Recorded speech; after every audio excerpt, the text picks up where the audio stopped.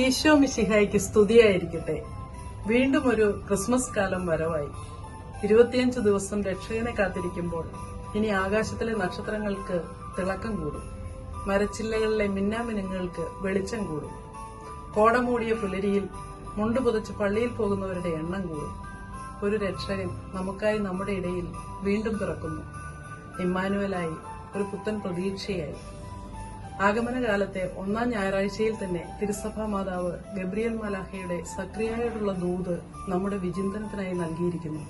ലൂക്ക 1:14. നിനക്ക് ആനന്ദവും സന്തുഷ്ടിയും ഉണ്ടാകും, അനേകർ അവന്റെ ജനനത്തിൽ ആഹ്ലാദിക്കുകയും ചെയ്യും.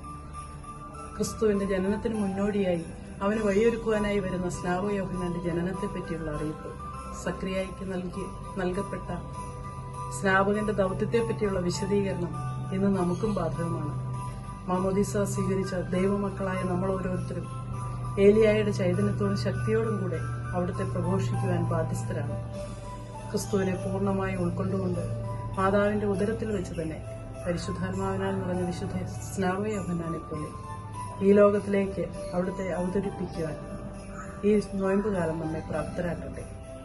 അനുദിനം വിശുദ്ധ ബലിയിൽ പങ്കെടുത്തും കൂദാശകൾ സ്വീകരിച്ചും വചനം വായിച്ചും കൽപ്പനകൾ പാലിച്ചും കൊച്ചു കൊച്ചു പരിത്യാഗങ്ങളിലൂടെ സുഗത ജപങ്ങളിലൂടെ ഉണ്ണീശോയോട് ചേർന്ന് നിന്നുകൊണ്ട് നമ്മുടെ ആകുലതകൾ അകറ്റാം, വിദ്വേഷം മാറ്റാം, ലോകം മുഴുവനും വേണ്ടിയും മധ്യസ്ഥ പ്രാർത്ഥനകൾ ഉയർത്താം.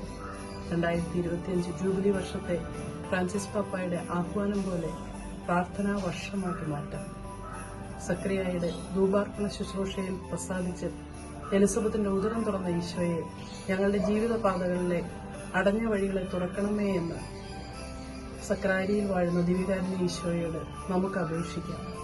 ഉണ്ണീശോയെ ഉദരത്തിൽ വഹിക്കാൻ ഇതാ കർത്താവിന്റെ ദാസി എന്ന് സമ്മതം മൂളിയ പരിശുദ്ധ ദൈവമാതാവിന്റെ വിമല ഹൃദയത്തിന്റെ ശക്തമായ സംരക്ഷണം നമുക്ക് തേടാം. ആകാശം ചായ്ച്ച് മണ്ണിൽ അവതരിച്ച പൊന്നുണ്ണിക്ക് നമ്മുടെ ഹൃദയങ്ങളിൽ ഒരു ഇടമൊരുക്കാം. മലാഖമാരോടൊപ്പം അത്യുന്നതങ്ങളിൽ ദൈവത്തിന് സ്തുതി പാടാം. പുൽക്കൂട്ടിലെ ഉണ്ണീശോ രാജാതിരാജൻ നമ്മെ എല്ലാവരെയും സമർത്ഥമായി അനുഗ്രഹിക്കട്ടെ. ആമേൻ.